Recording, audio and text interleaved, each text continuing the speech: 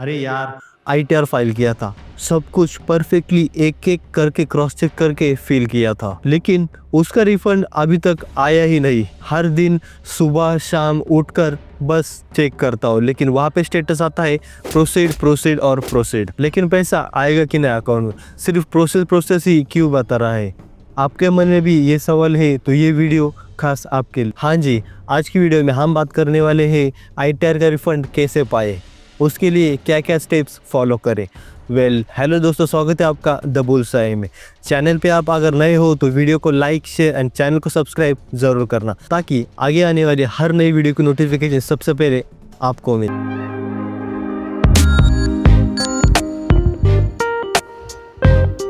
Assessment year 2025-26 के लिए income tax return यानी आईटीआर फाइल करने की आखिरी तारीख 16 सितंबर रखी गई थी। इस बार आईटीआर भरते टाइम पेयर्स ने कई तरह की टेक्निकल दिक्कतें और परेशानियों की शिकायतें की थी, लेकिन इनकम टैक्स डिपार्टमेंट की तरफ से डेडलाइन में कोई चेंजेस नहीं की गई। इस साल तो बड़ी संख्या में रिटर्न फाइल किए गए थे, लेकिन अब तक कई टैक्स पेयर्स को रिफंड मिलने में दिक्कत हो रही है। 16 सितंबर तक इनकम टैक्स डिपार्टमेंट की वेबसाइट पर दिखा रहा था कि 7.53 करोड़ से ज्यादा आईटीआर फाइल किए गए थे। इनमें से 4 करोड़ से ज्यादा रिफंड प्रोसेस भी हो चुके थे, और उसी के तुरंत बाद करीब 15 लाख आईटीआर फाइल हुए। टोटल 7.68 करोड़ रिटर्न भरे जा चुके थे और करीब 6.11 करोड़ आईटीआर प्रोसेस हो चुके थे। इसके बाद भी सोशल मीडिया पर कई टैक्स पेयर्स बार बार शिकायतें कर रहे थे कि उनके आईटीआर का स्टेटस तो पोर्टल पे प्रोसेस ही दिखा रहा है, लेकिन उनका रिफंड अभी तक बैंक अकाउंट में आया ही नहीं है। लेकिन सवाल ये है कि रिफंड अभी तक अकाउंट में आया ही नहीं तो क्या करें? अगर रिफंड स्टेटस प्रोसेस दिखा रहा है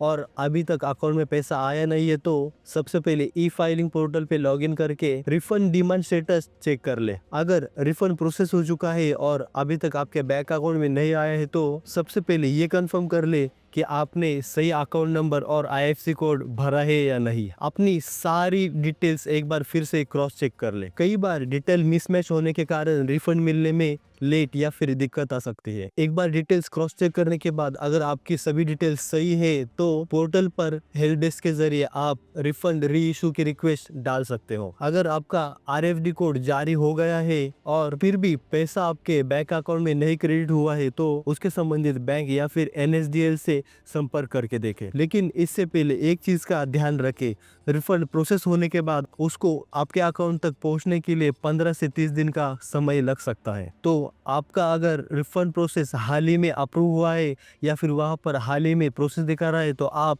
15 से 30 दिन का वेट करें। नॉन ऑडिट केस में ज्यादातर टैक्स पेयर्स अपनी सैलरी, बैंक इंटरेस्ट या फिर अपनी दूसरी आमदनी पर अपना खुद का आईटीआर फाइल करते हैं। आपको ई फिलिंग पोर्टल पर अपनी सारी डिटेल्स, इनकम डिडक्शन, टीडीएस दर्ज करनी होती है। इसके बाद ही इनकम टैक्स डिपार्टमेंट इन सारी डिटेल्स को क्रॉस चेक करके रिफंड प्रोसेस करता है। अगर फिर भी आपका रिफंड भी अभी तक नहीं इशू हुआ है तो आप इन सारी प्रोसेस को ठीक से फॉलो करें। सबसे पहली बात, आपको अपनी पूरी डिटेल्स एक बार क्रॉस चेक करनी है। देन उसके बाद फिर भी आपका रिफंड स्टेटस प्रोसेस दिखा रहा है तो आपको पोर्टल पर हेल्प डेस्क के जरिए रिफंड इशू की रिक्वेस्ट डालनी है। और फिर भी अगर आपका रिफंड स्टेटस हाल ही में प्रोसेस जैसा दिखा रहा है तो आपको उसके लिए 15 से 30 दिन का समय लेना है, वेट करना है। आपने आपकी पूरी डिटेल्स एक बार क्रॉस चेक कर ली, सब कुछ सही है तो आपका रिफंड कहीं नहीं जाने वाला, वो आपको मिलेगा तो ज़रूर। तो चिंता की कोई बात नहीं है, पेशेंस रखिए, आपको आपका रिफंड ज़रूर मिलेगा। दोस्तों, वीडियो में यहाँ तक बने रहने के लिए धन्यवाद। होप सो वीडियो आपको पसंद आया होगा, इन्फॉर्मेटिव लगा होगा। अगर ऐसे और इन्फॉर्मेटिव वीडियो चाहते हो तो द बुलसाई को सब्सक्राइब ज़रूर करना। मिलते हैं अगली वीडियो में, तब तक के लिए trade smart and live smart. Thank you.